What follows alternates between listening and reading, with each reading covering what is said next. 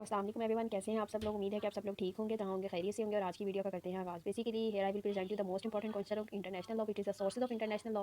तो यहाँ पर ड्राफ्ट जो है वो शो करूँगी, तो इसकी डिटेल वीडियो भी हम डिस्कस करेंगे। तो the basic purpose of this draft is कि आपको एग्जाम के ऊपर इसको ओवरव्यू करने में आसानी रहे कि बेसिकली इसके अंदर हमने क्या क्या चीज़ें मेंशन करनी है, कौन कौन से पॉइंट्स हैं वो मेंशन करने हैं। तो फर्स्ट पॉइंट है जी पी के statement, then another is definition and the other is categories of sources. International law के सोर्सेज से पहले हम लोग जनरली तौर पर सोर्सेज की कैटेगरीज को देख लेंगे कि सोर्सेज कितनी कैटेगरीज के होते हैं। यानी कि अगर आपको नेशनल लॉ आ जाए, इंटरनेशनल लॉ आ जाए, म्यूनिसिपल लॉ आ जाए, उसके अंदर सबसे पहले आप लोगों को जनरली तौर पे लॉ के सोर्सेज बताने चाहिए। लॉ के सोर्सेज की दो कैटेगरीज हैं। The first one is formal sources and the other one is material sources. और फॉर्मल सोर्सेज आगे से चार तरह के हैं। The first one is treaties, the second one is general principles of law and the third one is international custom and the fourth and last one is judicial decisions.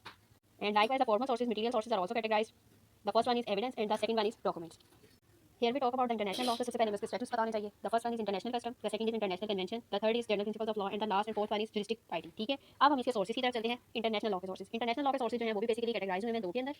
The first is primary sources and the other is subsidiary sources. तो सबसे पहले हम लोगों के पास जो most important चीज़ है वो है जी सोर्सेज ऑफ इंटरनेशनल लॉ को डिस्कस करना है. तो इसको डिटेल में डिस्कस करना है. प्राइमरी सोर्सेज के हमें सबसे पहले फीचर्स बताने चाहिए, उसकी काइंड्स बतानी चाहिए. फीचर इंशाल्लाह मैं आपके साथ डिटेल वीडियो के अंदर डिस्कस करूंगी. इधर काइंड्स आपको मेंशन कर देते हैं कि कौन कौन सी काइंड है प्राइमरी सोर्सेज की. Primary sources of international law. तो primary sources of international law की काइंड्स हैं जी treaties and convention, customary international law, general principles of law.